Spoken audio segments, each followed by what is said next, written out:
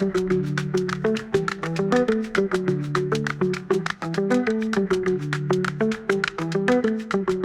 hello there, and welcome to the 5th video of Financial Literacy Month. This week's theme is Everyday Tips and Tricks. The topics we'll be covering in today's video are small money goals and meal prepping. In our previous video, we explained how to create a monthly budget to help you manage your finances. However, you can just as easily set some small money goals to help save and manage your finances without building an extensive budget. An example of a small money goal would be reducing how much you eat out. And there's no better place to start than prepping your meals for when you're on campus. Achieving this goal requires some planning, but it's completely doable even when funds and time are tight. So let's break down the steps to help us achieve our example small money goal of not spending on campus. First, you need to look at your class schedule to figure out how many meals you actually need to make. Let's say you're on campus all day, only 3 days out of the week.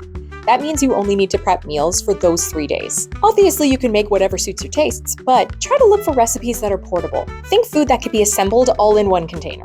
You can also keep things simple by making the same recipe across meals. For example, using the same breakfast recipe for all your breakfasts across the week. But you can also mix it up with different recipes so that you have options throughout the week. But that's completely up to you and how motivated you feel. Once you've chosen your recipes and have counted all the servings you need to prepare, you should pick a time when you can get all of your groceries and cooking done. Meal prepping can involve a bit of time and work, so it's best to get the whole thing done in one go so it's not looming over you. So, with your day picked, you'll shop for your groceries, prep your meals, and pack them in containers so that you can just grab them and go during the week. The beauty of small money goals is that they're flexible and can be used anywhere that you want to start saving money. Not spending money on campus is a great small money goal to set because food is so accessible on campus and the temptation to buy it is ever present. Meal prepping in general is a great tool to use to help reduce excessive spending on food. I know we all love a little treat every now and again, but small food purchases do add up. Prepping your meals for the week is a great way to reduce unnecessary spending, save on time, and can even provide you more well-rounded meals. So some tips for meal prepping are: think about your personal tastes and what you like eating. There's no point in prepping a meal that you know you won't enjoy eating. This just leads to wasted money, food, and time. Next, try to pick a recipe within your skill set. If you have no idea how to cook, don't pick a recipe that's going to have 20 steps and 30 ingredients. Cooking is a skill like any other and requires practice. There's no shame in using a beginner recipe to prep one of your favorite meals. On the topic of working within your skill set, it's important to also work within the scope of your existing equipment. Recipes that involve specialized equipment, so think an air fryer or a stand mixer, will be of no use to you if you don't have that piece of equipment.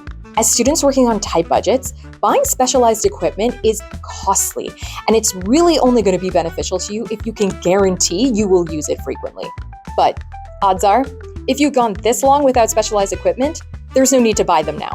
Although, I will say, if you can afford it, purchase glass containers to store your food in instead of plastic. Glass containers won't absorb the smell and taste of food over time.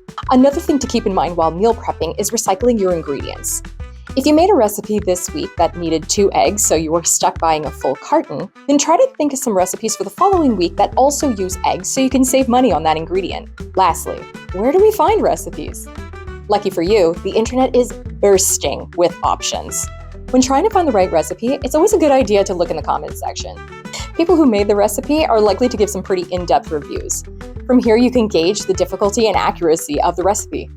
I would also recommend using TikTok and YouTube to try and find recipes. These platforms have the benefit of video instructions, so you'll be able to easily gauge how difficult a recipe is. And that's it for today's video. The links to everything we mentioned in the video will be in the description box below.